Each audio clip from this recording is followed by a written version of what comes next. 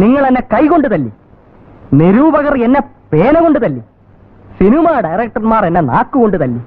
അങ്ങനെ തല്ലുകൊണ്ടുകൊണ്ട് ഞാൻ തളരാതെ വളരും. ആർക്കും എന്നെ തടുക്കാനാവില്ല. എന്റെ പുതിയ ഗാനം കേട്ടോ. പാൽക്കാരി പെണ്ണേ പാലൊന്നു തായോ, പാലത്തിൽ കൂടെ പാഞ്ഞൊന്നു വായോ, പച്ചേട്ടൻ പാടിയ പാട്ടു നീ കേട്ടോ, പാവാട ഇട്ടോണ്ട് ഓടല്ലേ കേട്ടോ. എങ്ങനുണ്ട് എന്റെ പാപ്പാ പ്രാസം? ഓ, നിങ്ങൾ ഇത്രയും കഴിവുള്ളതാണെന്ന് ഞാൻ വിചാരിച്ചില്ല. Thank you, thank you. മണ്ണിന്റെ മണമുള്ള കവിതകളാണ് എന്റേത്. അതെന്താ എഴുതിയിട്ട് കുഴിച്ചിടോ? No, realistic poetry. ആർക്കും പിടിയിട്ടു. അല്ലാതെ ഒരു വട്ടം കൂടി എൻ ഓർമ്മകൾ മേയുന്ന തിരുമുറ്റത്തെത്തുവാൻ മോഹം എന്നൊന്നും ഞാൻ എഴുതിയില്ല. കാരണം ഓർമ്മകൾ ആടുകളെയോ പശുക്കളെയോ പോലെ മേയാറില്ല.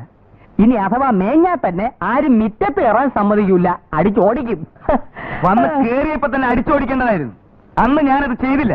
അതാ എനിക്ക് പറ്റിയ തെറ്റ്. എന്റെ ക്ഷമ നീ പരീക്ഷിക്കരുത്.